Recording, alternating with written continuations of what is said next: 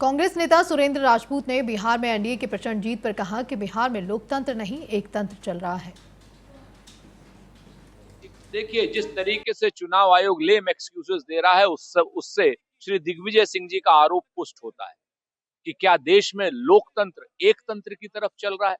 Syria में भी बशर अल असद को 99% वोट मिले थे, जनता ने उसका क्या हाल किया, आज की डेट में रूस में शरण लिए हुए।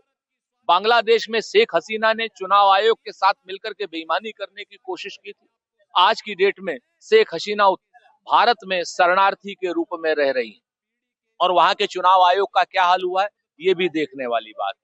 क्योंकि लोकतंत्र को अगर आप, संविधान को अगर आप तोड़ेंगे तो निश्चित तौर पर उसके नतीजे शुरुआती तौर में सत्ता के लिए भले ही अच्छे हों, लेकिन लंबे समय में जनता उसका ऐसा करारा प्रतिकार करेगी कि लोगों को बहुत समय तक याद रहेगा।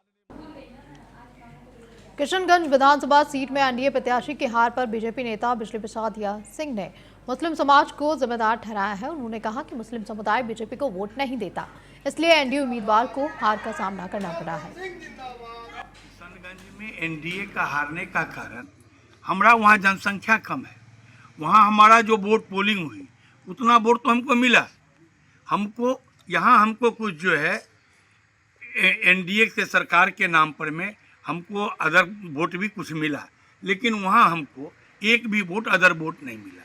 हमारा जो वोट वहाँ परसेंटेज जो था वो वोट तो हमको वहाँ मिला ही। वहाँ भी हमारे साथ कोई गद्दारी नहीं किया है, कोई छल नहीं किया है।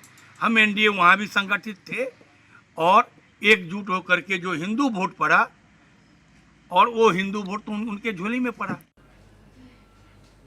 यूपी के बलरामपुर के पूर्व सपा सांसद रिजवान जहेड के दामाद रमीज नेमत पर कानून का शिकंजा लगातार कसता जा रहा है। रमीज का नाम गैंगस्टर एक्ट और तुलसीपुर के पूर्व चेयरमैन फिरोज पप्पू हत्याकांड में सामने आ चुका है। इसी बीच पुलिस ने दोनों मामलों की जांच करते हुए नए साक्ष्यों के आधार पर कार्रवाई तेज कर दी है। इसी बीच बिहार विधानसभा चुनाव में करारी हार के बाद लालू परिवार में शुरू हुए विवाद के बीच लालू प्रसाद यादव की दूसरी बेटी और किडनी दान करने वाली रोहिणी आचार्य ने एक्स पर पोस्ट कर राजनीति छोड़ने और परिवार से दूरी बनाने की बात कही। अपने पोस्ट में उन्होंने दावा किया कि यह कदम उन्होंने संजय यादव और रमीज नेमत के कहने पर उठाया है और वह सारा दोष खुद पर ले रही हैं।